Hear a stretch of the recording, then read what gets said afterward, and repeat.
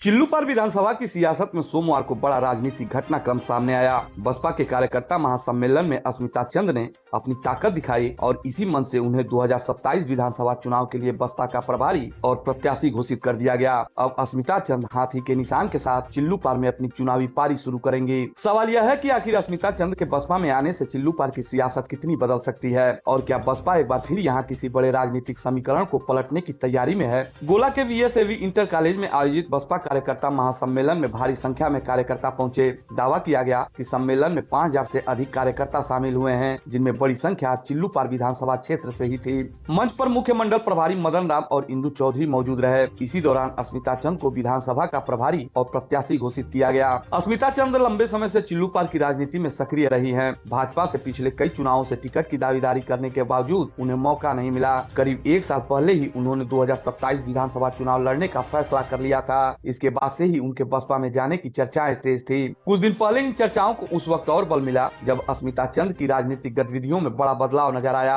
उनकी बैठक के स्वरूप में बदलाव हुआ। कांसीराम और मायावती के चित्र नजर आने लगे और उनके सोशल मीडिया प्लेटफॉर्म से भाजपा से जुड़े प्रतीक हटा दिए गए। इसके बाद बसपा में उनकी एंट्री लगभग तय मानी जाने लगी। अब आधिकारिक तौर पर बसपा का झंडा थामने के बाद अस्मिता चंद को पार्टी कार्यकर्ताओं का भी समर्थन मिलता दिखाई दे रहा है। महासम्मेलन के बाद बड़ी संख्या में कार्यकर्ताओं ने उनसे मुलाकात कर बधाई दी। सोशल मीडिया पर भी बसपा समर्थकों के बीच उनकी उम्मीदवारी को लेकर चर्चाएं तेज हैं। चिल्लूपार विधानसभा का राजनीतिक इतिहास भी बसपा के लिए खास रहा है। यहाँ पार्टी कई बार बड़े राजनीतिक समीकरण बदलने में कामयाब रही है। जब पूर्व कैबिनेट मंत्री पंडित हरिशंकर तिवारी को यहाँ बेहद मजबूत माना जाता था, तब 2007 में बसपा ने सामाजिक कार्यकर्ता राजेश त्रिपाठी को मैदान में उतारा और उन्होंने चुनाव जीत लिया। 2012 में भी राजेश त्रिपाठी बसपा के टिकट पर विधायक बने। इसके बाद 2017 में राजनीतिक समीकरण बदले। राजेश त्रिपाठी भाजपा के साथ चले गए और बसपा ने हरिशंकर तिवारी के पुत्र विनय शंकर तिवारी को मैदान में उतारा। उस चुनाव में विनय शंकर तिवारी ने राजेश त्रिपाठी की जीत की राह रोक दी थी। 2022 में राजेश त्रिपाठी भाजपा के टिकट पर फिर विधायक बने, जबकि विनय शंकर तिवारी सपा के प्रत्याशी थे।